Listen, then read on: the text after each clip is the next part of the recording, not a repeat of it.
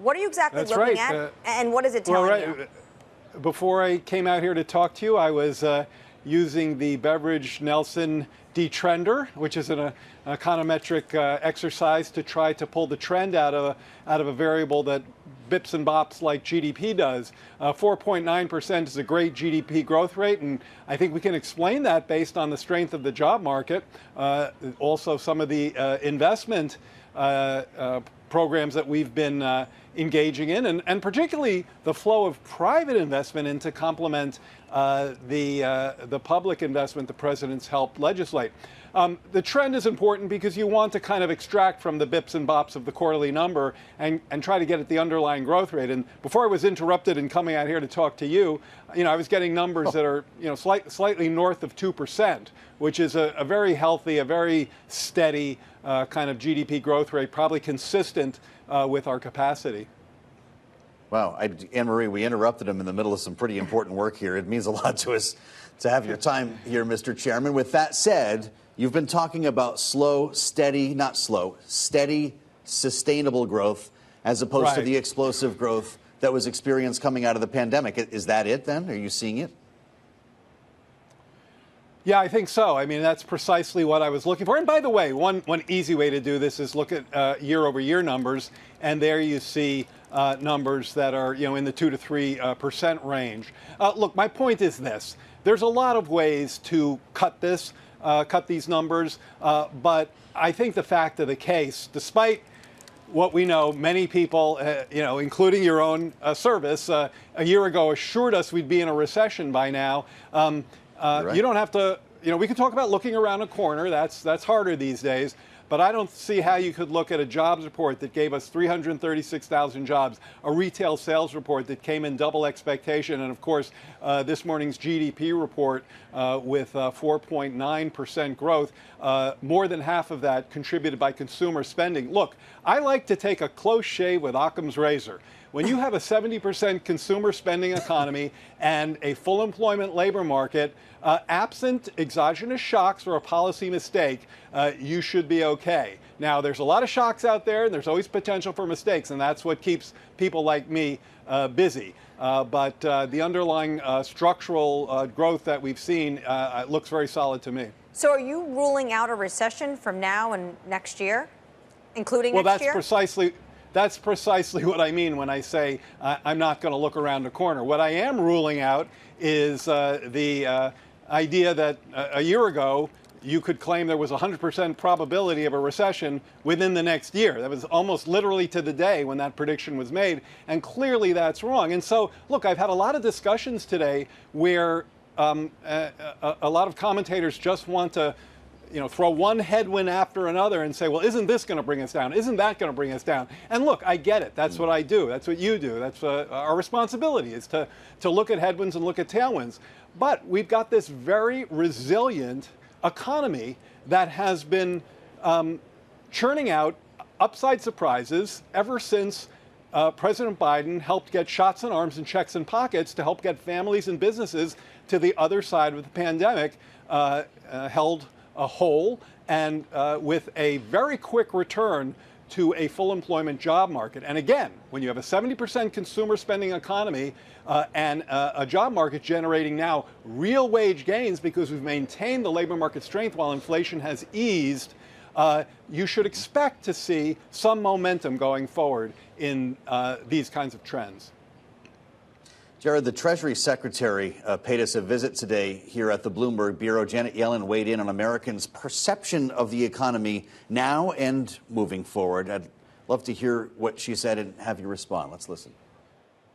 They do seem to feel good about their own personal finances. Surveys of job satisfaction suggest people feel good about their work, too. We've rarely seen higher numbers on job satisfaction, but they seem very worried about the economy and that things are not doing well. You must be getting really tired of me asking you questions like this, Jared, but this seems to be the persistent trend here, right? We can't believe it's this good. We're just waiting for it to get worse. And I wonder if it's the impact of the longer-term investments the administration has made, infrastructure, the IRA, for instance, that actually need to start kicking in a more meaningful way for people to believe it. What do you think? Well, I think that part of it is that, as you suggest, it's easy to forget that investment is sometimes investment is always partially a longer-term play.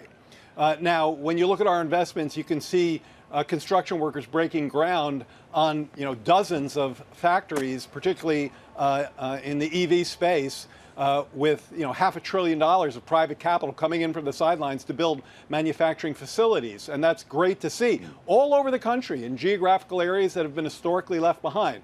And so that's construction worker work today, and that's great. But the real bang for those bucks comes down the road. So you have a point there. But I think a lot of the problem comes down to inflation. We've made real progress on inflation. But while we've talked a lot about disinflation, there are people out there who really want to hear about deflation. That is, we've touted the fact that inflation was north of 9%, and now it's been in the mid-3s for the CPI last seen.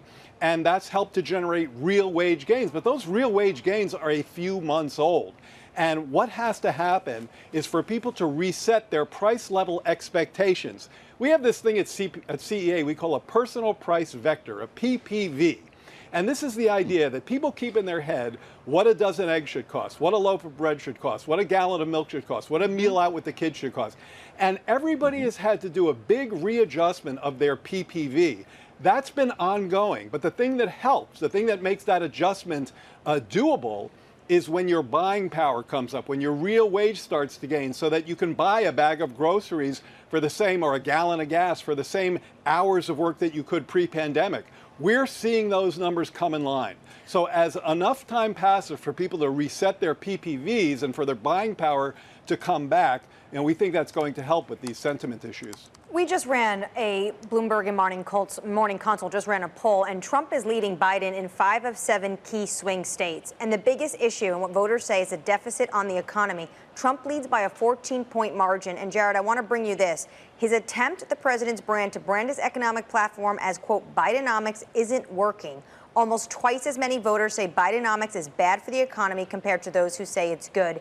Independents view it even more negatively. Why is this not resonating with Americans?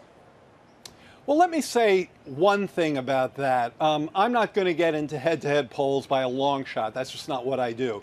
Let me talk a little bit about Bidenomics. I think sometimes, given the just deep partisan cleavages in this country, mentioning, mentioning the name Biden or Trump is going to invoke a certain amount of responses that look to me less about the economy and more to be about people's partisan sentiments.